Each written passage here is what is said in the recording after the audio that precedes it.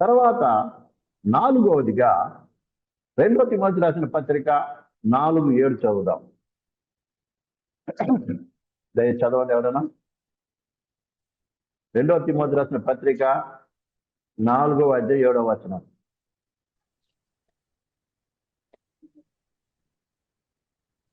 మంచి పోరాటము పోరాడి తిని నా పరుగు కడముట్టించి తిని విశ్వాసము కాపాడుకొంటిని. చాలండి.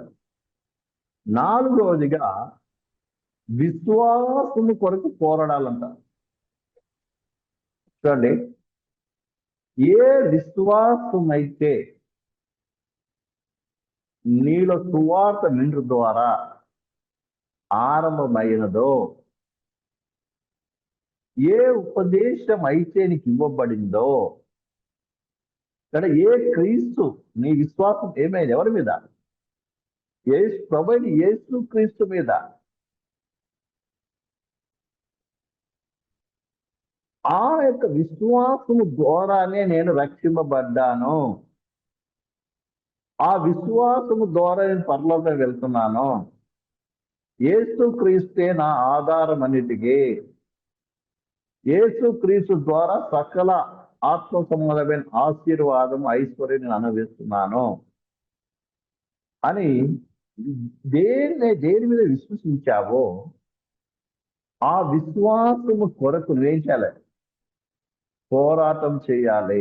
ఎందుకంటే విశ్వాసం పోగొట్టడం కొరకు ప్రియమైన బిడ్డలారా ఎన్నో రకాల శోధనలు, శ్రమలు, నిందలు, పరీక్షలకు ఎదురవుతాయి.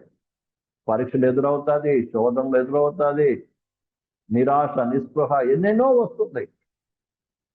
ఇవన్నీ తట్టుకోవాలండి. అలా ఎన్నో వదులుకోవాల్సి వస్తుంది. అన్ని పోయినప్పటికీ కూడా నా ప్రభు నాకున్నాడు, నా ప్రభు నన్ను రక్షిస్తాడు, నా ప్రభు నన్ను కాపాడుతాడు, నా ప్రభు నన్ను నడిపిస్తాడు అన్నటువంటి యొక్క విశ్వాసాన్ని మనము కోల్పోకుండా ఉండాలి. ఉదాహరణకి ప్రియులారా, మనము యోబు యొక్క విశ్వాసాన్ని చూస్తాం. యోబు యొక్క విశ్వాసం ఏ రీతిగా ఉందండి? ఈ శరీరం అంతా క్షీణించిపోయినప్పటికీ సరే,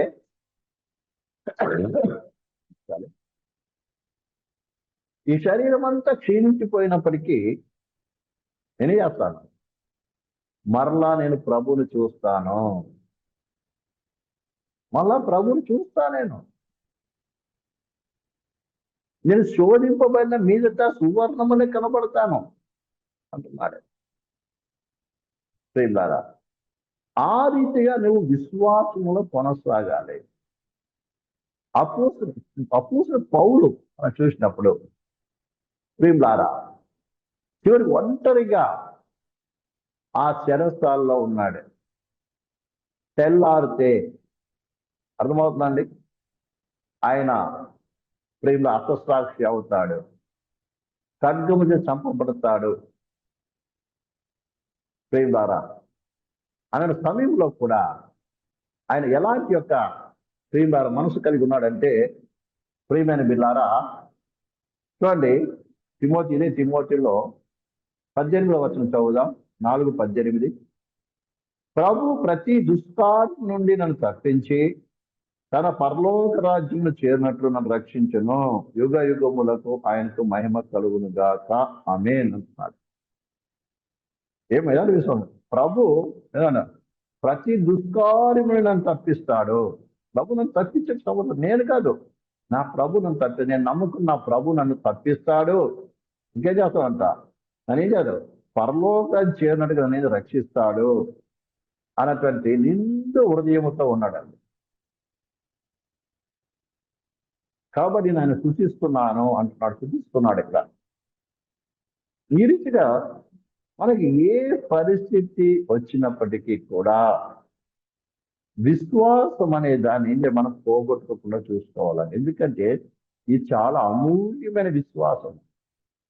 క్రీస్తు యేసునందల విశ్వాసం అనేటువంటిది అమూల్యమైన విశ్వాసము, వెల కట్టలేటువంటి యొక్క విశ్వాసము. ఈ లోకంలో అందరిలో విశ్వాసం ఉంది, ప్రతి మనిషిలో విశ్వాసం ఉంది. విశ్వాసంతో బ్రతుకుతున్నారు మనుషులందరూ. కానీ వాళ్ళ విశ్వాసానికి మన విశ్వాసానికి, వాళ్ళు దేని మీద విశ్వసించారో, నేను దేని మీద విశ్వసించానో అది అందులో తేడా ఉండాలి. ఈ లోకస్తులైతే సొంత బలం మీద, సొంత జ్ఞానం మీద, డబ్బు మీద, బంధువుల మీద, ఇక రకరకాల వాటి మీద నమ్మకం పెట్టుకొని జీవిస్తున్నారు. అర్థమవుతుందండి? కానీ మన విశ్వాసం అయితే మన కొరకు ప్రాణం పెట్టి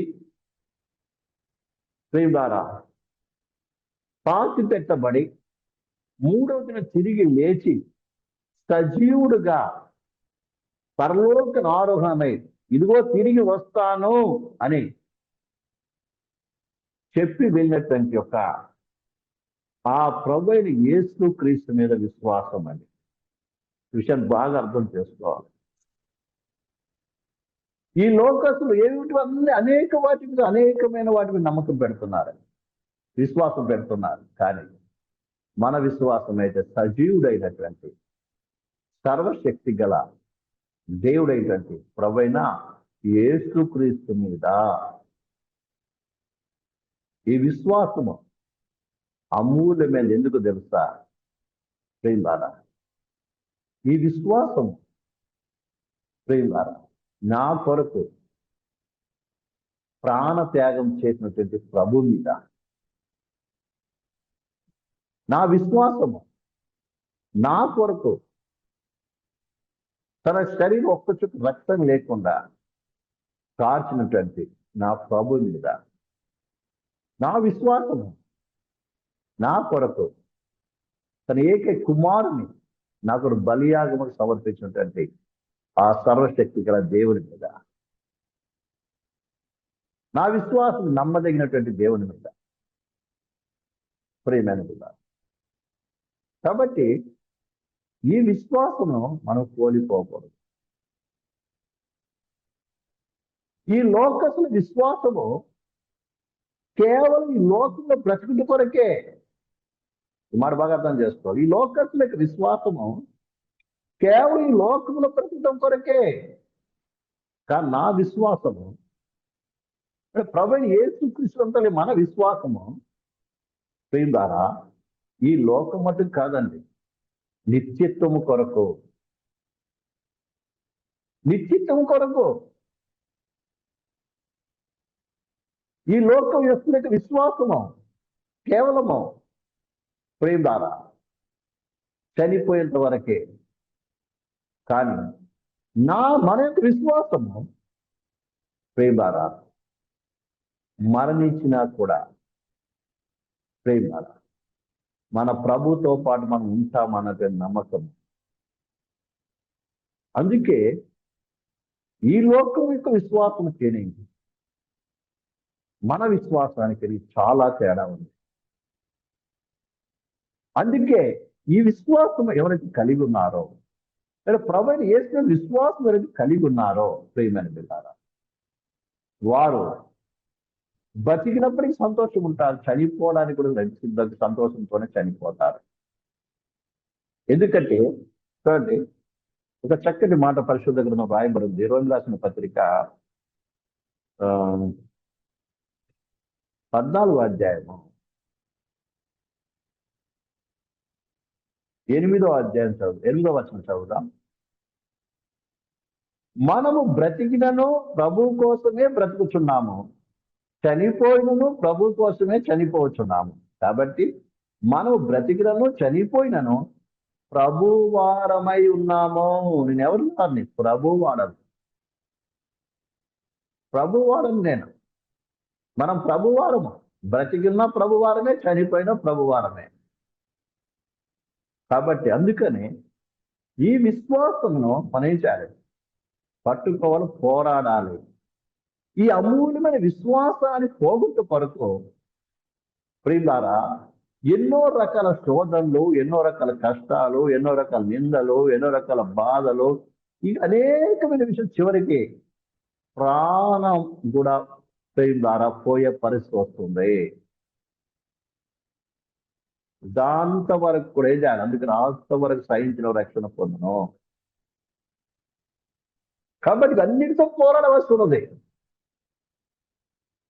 యువకులు చూడండి, చివరికి తన భార్య కూడా ఏం చేసింది?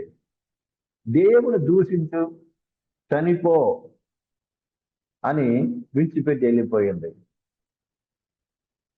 ఈ దినం మనకి చిన్న శ్రమ వస్తే, చిన్న కష్టం వస్తే, చిన్న వ్యాధి వస్తే, చిన్న లేమి వస్తే మనకేమవుతుంది?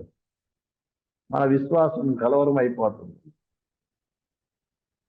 అర్థమవుతుందండి? భయం వచ్చేస్తుంటుంది. మరి యోబు యొక్క పరిస్థితి ఏంటి? మరి మా బంధువులు తిరిగి మనం వ్యతిరేకించారు అనుకోండి, సంఘంలో వారందరూ నీకు వ్యతిరేకమయ్యారు అనుకోండి, కానీ దేవుని సేవకు నీకు వ్యతిరేకమయ్యారు అనుకోండి, నీ పరిస్థితి ఏంటిది? ఎలా ఉంటుంది నీ పరిస్థితి? బాగా అర్థం చేసుకోవాలి. అది అంటున్నాడు ప్రియమైన బిళ్ళారా. నాలుగోది ఏం చేయాలి? విశ్వాసము కొరకు పోరాడవలసిన వారం విన్నాం. అర్థమైందా? ఈ విశ్వాసం ఎవరైతే కలిగి ఉన్నారో, ఈ అమూల్యమైన విశ్వాసం ఎవరైతే కలిగి ఉన్నారో ప్రియులారా, దేవుడు కూడా ఏం చేస్తాడు? పరిశీలిస్తాడు, పరీక్షిస్తాడు. దేవుడు ఏం చేస్తాడు? పరీక్షిస్తాడు. అబ్రాహామును పరీక్షించి రీతిగా పరీక్షిస్తాడు. అర్థమవుతుందని? నువ్వు ఎంత విశ్వాసం ఎదుగుతావో, ఎంత విశ్వాసములు వెంబడిస్తావో అంతగా నీకు పరీక్ష కూడా వస్తుంది. అమ్మారు అర్థమవుతుందండి? అర్థమవుతుంది అందరికీ? నువ్వు ఎంత విశ్వాసంతో ముందుకు అడుగులు వేస్తావో అంతగా నీకు పరీక్ష కూడా ఎదురవుతుంది. నీ విశ్వాసాన్ని బట్టి పరీక్ష ఎదురవుతుంది. అర్థమవుతుందండి? నీకు కొంచెం విశ్వాసం ఉంటే కొంచెమే పరీక్ష వస్తుంది.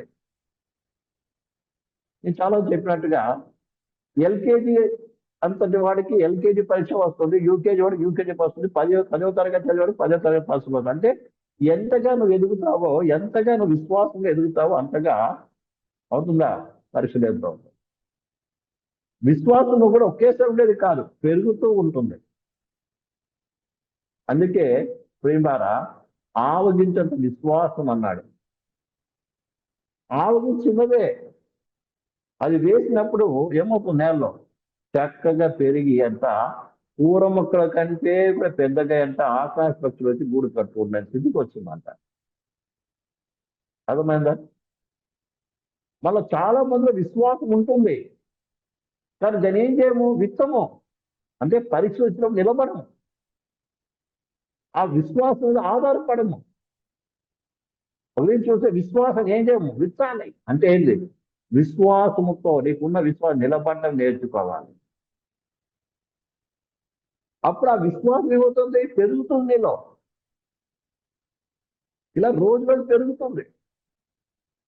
చివరికి నీ విశ్వాసము ద్వారా అనేక మంది ఆదరింపబడతారు, అనేక మందికి ప్రయోజనకరంగా ఉంటుంది, అనేక మందిని బలపరిచేది ఉంటుంది, అనేక మందికి ధైర్యం ఇచ్చేది ఉంటుంది, అనేక మంది రక్షించేది ఉంటుంది, అనేక మందిని కాపాడేది ఉంటుంది, అనేక మందిని ఉత్సాహపరిచేది ఉంటుంది విశ్వాసం. అర్థమైందండి? రక్షణ పొంది ఎన్నో సంవత్సరాలు అయ్యింది. ఎంత పెరిగింది విశ్వాసం? నీ విశ్వాసం ద్వారా ఇతరులు బలపరచబడుతున్నారా? ఇతరులు రక్షింపబడుతున్నారా?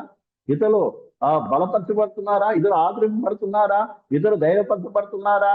నిన్ను చూసి ప్రియమైనలారా ఇతరులు విశ్వాసము పెరుగుతుందా? నీ ద్వారా ఉన్న విశ్వాసంతో పోతుందా నీ జీవితం ద్వారా? ఒకసారి పరిశీలన చేసుకోవాల్సిన వారం అయినారు ప్రేమ. ఆవు చెట్టు, ఆ చెట్టు పెద్దగా ఎంత పక్షులు వచ్చి అందులో కూడుతుంది. నేనైతే చాలాసార్లు చూశాను ప్రేమ ద్వారా. అప్పుడు కొన్నిసార్లు మేము ఉన్నప్పుడు ఆవు చెట్టు ఉండేది, ఇంత పెరిగేది, ఒక 2-3 ఫీట్ల పైకి పెరిగేది. అది ఆ ఆకులు కుట్టుకొని అందులోంచి పక్షులు గూడు పెట్టేది.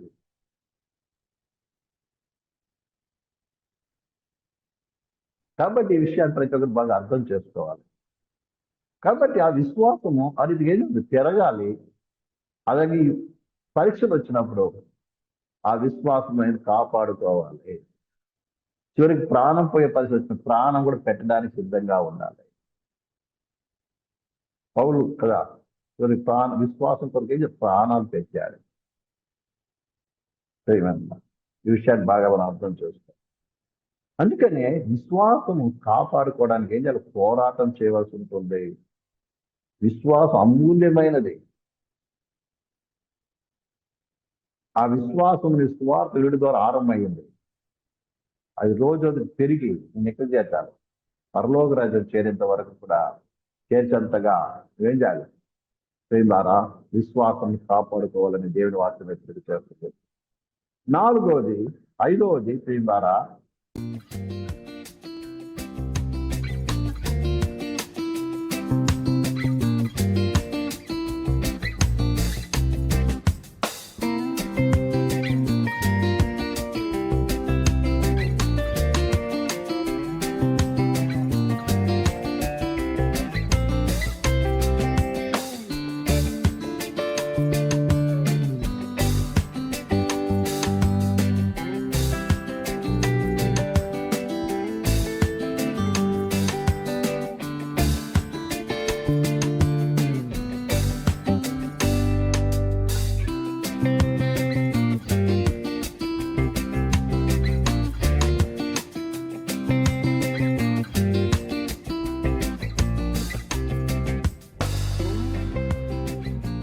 కలుగ చేయి